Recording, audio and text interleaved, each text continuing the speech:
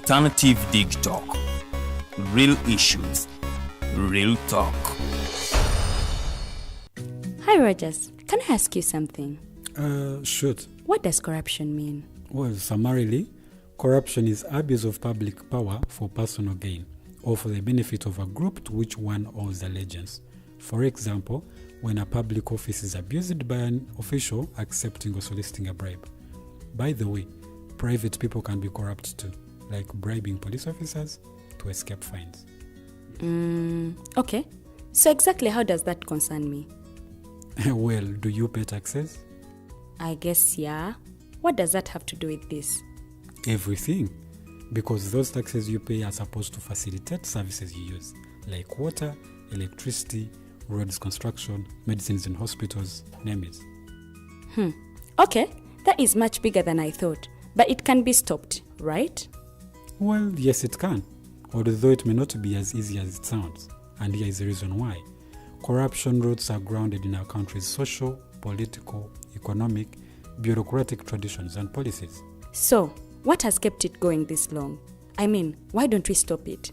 Well, the main reason why it has been here for so long is because institutions are weak, either as a result of poorly defined ethical standards of public service, weak administrative and financial systems, or ineffective watchdog agencies.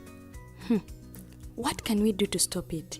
At a national level, we must focus on strengthening the independence and effectiveness of public institutions that fight corruption.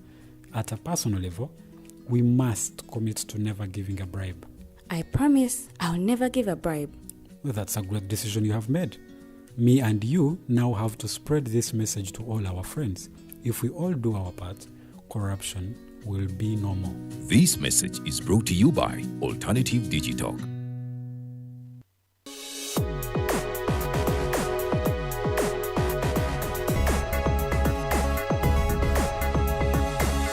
The Alternative Dig Talk. Real issues, real talk.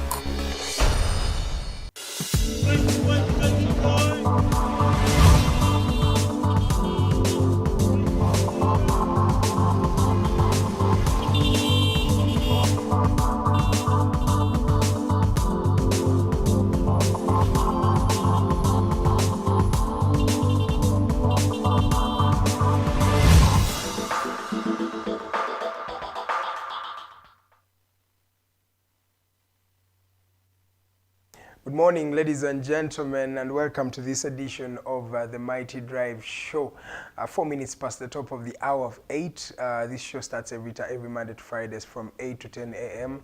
We are always here having a conversation with you, having a conversation with Uganda, having a conversation with the world. And of course, we have this conversation in hope that you'll be able to understand the ecosystem of your life or where you're living and the country and what is happening in the country. And of course, after understanding the information ecosystem you're living in, then you can also be able to make informed decisions at the end of the day. My name is Edgar Mathew Karuhanga. I am your chauffeur for the day. We'll be talking to you up to 10 a.m. Remember, every Monday we have a gentleman from the National Unity Platform. He is the former mobilizer for NUP right there in Busoga region. That is none other than Genobigirwa Moses. He will be also coming through today to just touch base on a few issues on how the country is looking like today, and of course how the world and the continent are happening today. As I told you, we are into a new week. It's the 11th day of March 2024. We have a lot of stories coming in, but before we delve into all those stories, allow me just to remind you and of course wish you a very fruitful Ramadan to all our Muslim brothers and sisters and colleagues. I would love to wish you a very, very blessed and peaceful Ramadan. Remember, Ramadan today will be starting for our Muslim brothers and sisters in that particular regard. They get to go through a moment of goodness, a moment of fasting and praying to Allah to be able to guide their new year and of course how this particular year is going to be unfolding. So in that particular regard, I would love to wish all our Muslim counterparts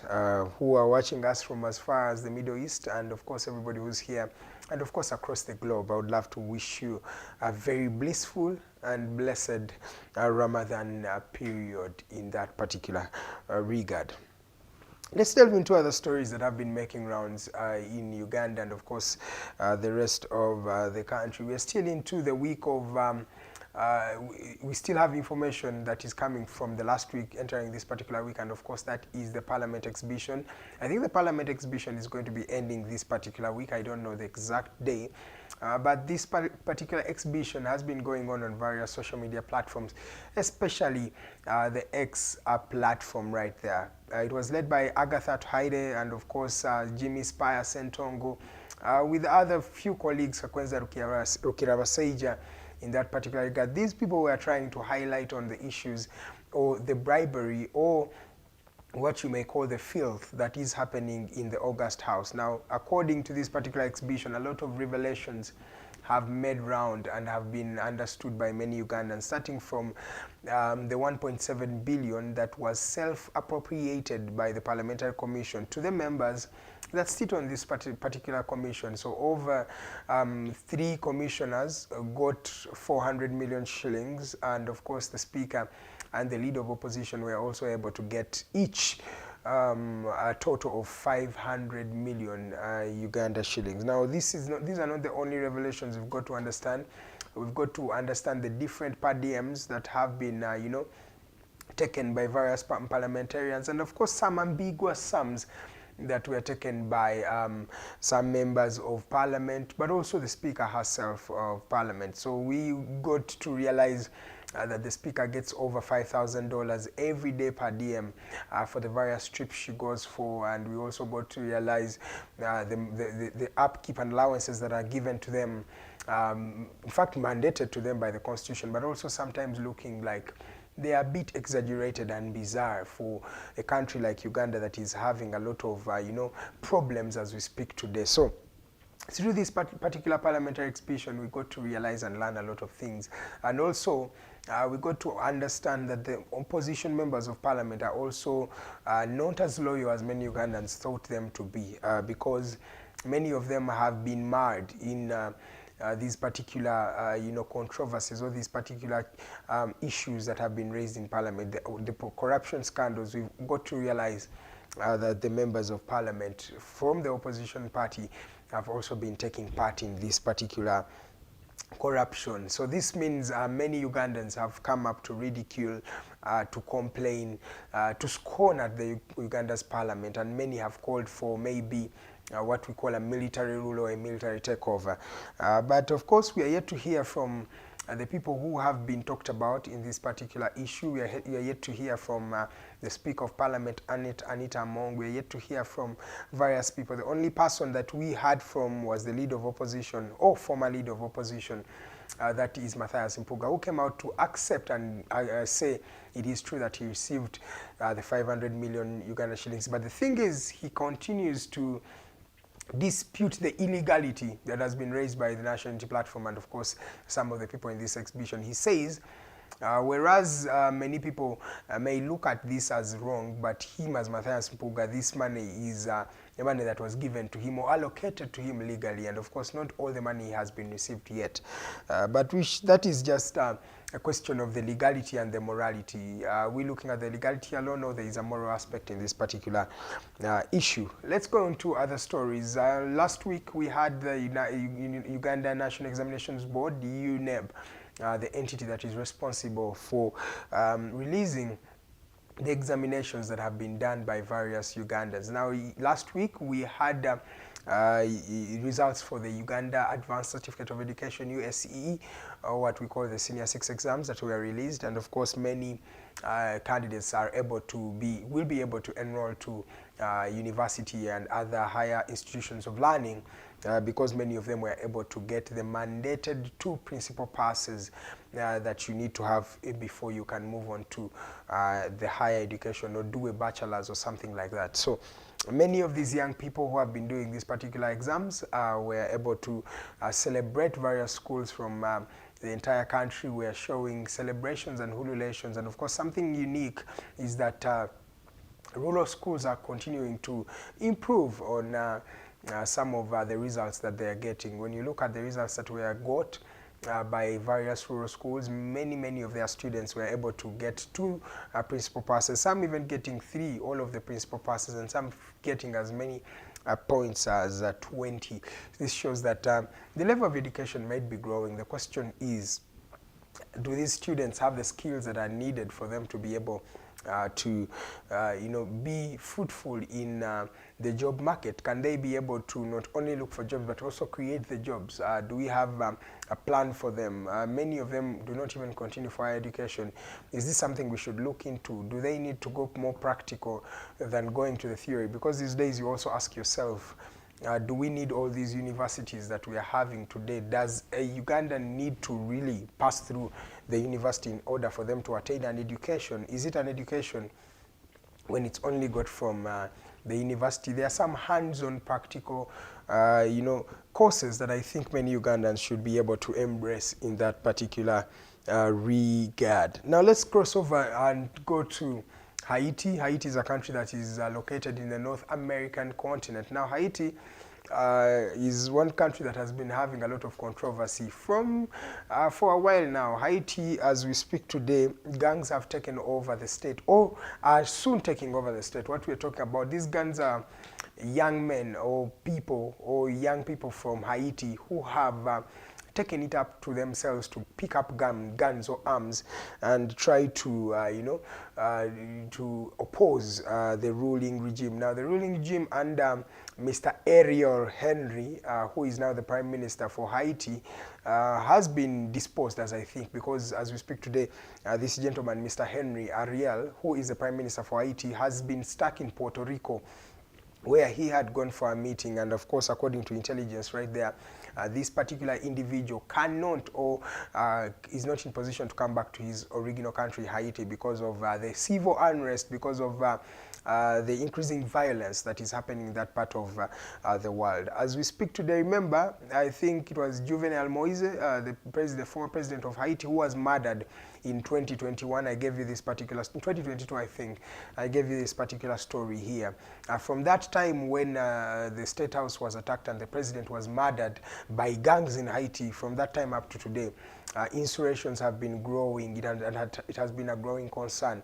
Remember, Haiti is one of the countries that are ravaged by poverty, and of course many people from this particular part of the world are suffering from poverty, disease and things like that. So at such a time, you feel like the international community should do something, but the international community is not doing anything. I think last week, the Kenya Defense Forces, no, in fact it's the Kenya Police Force that was sending a minimum of 1,000 police officers to help in bringing or restoring sanity to that particular country, Haiti. But because of the growing insurrections and the growing concerns that are happening there, it has led to Kenya halting the deployment of these particular police officers. So William Ruto, the president, has confirmed that Kenya is yet to deploy its soldiers, its policemen, to try and bring back sanity in Haiti.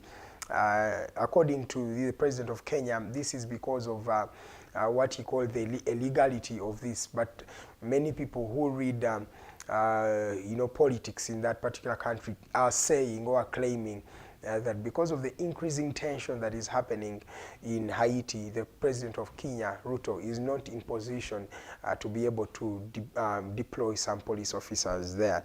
And of course, the United States, today morning, a report I was reading has shown that the United States is starting to evacuate most of the people in their embassy in Haiti. Most of them have been airlifted back to United States due to insecurity concerns, and many thinking that this is the only way they can be able to protect themselves from the increasing tension that is happening in Haiti.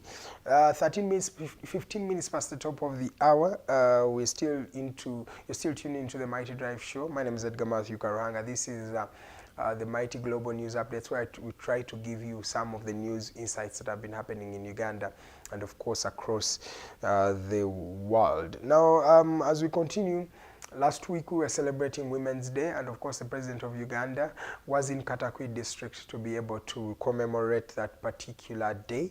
Remember, this particular month is that we don't only celebrate the Women's Day, but it's dubbed the Women's Month. So many women have been featured in this particular month for the things that they are doing. And of course, when you critically look at it, many women are doing something different in Uganda today. Many women are the breadwinners. Many women are raising children alone. Many women are, taking on some of those patriarchal roles that we thought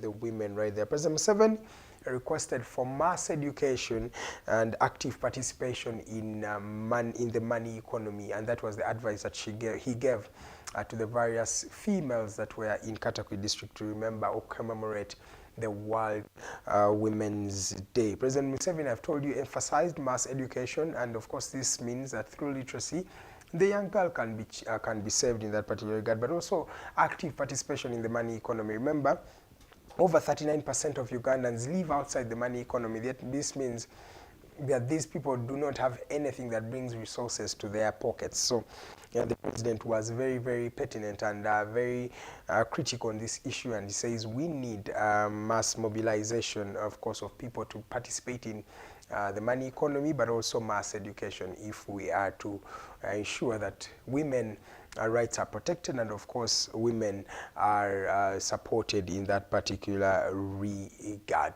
Now I think I'll end with a few stories here. Boko Haram in Nigeria continues to ravage that country. Many of these particular terrorists have taken it up to themselves to continue abducting and kidnapping people in Nigeria. Now, the last mass abduction was done at a school in Nigeria, and of course over 200 girls were taken up by these particular terrorists or the Boko Haram. Now, of course, they have highlighted that the main reason why they abduct young girls or women is to make them breeding machines for future soldiers. So, of course, what do I mean here? That instead of going and recruiting young men to come and fight for you, you can have your soldiers have children with those women that have been abducted, and of course give birth to babies who will fight in the future. That is like the narrative that these young people have, that instead of just getting people to fight for you, why don't you just make your own army? So over 200 young women were abducted from a school, and of course many of these have not yet been found. And the problem is the Nigerian police also does not cease to amaze me. These areas have been known and notorious for Boko Haram kidnappings, but they continue to happen and this is not the first time, and it's not going to be the last time. But the Lagos police needs, I think, to man up in that particular regard. And of course, lastly, we had an accident yesterday night. Unfortunately, Arua FC players were involved in an accident right there in Arua City. Now 8 of them are in hospital.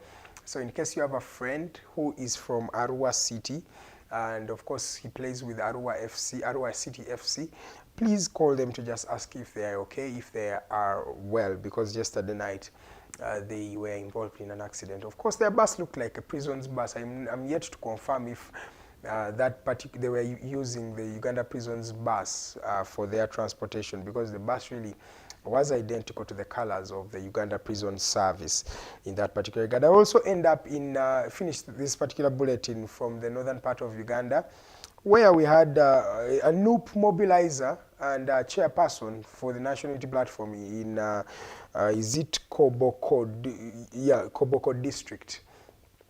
Yes, this gentleman is called Ambrose Locholo.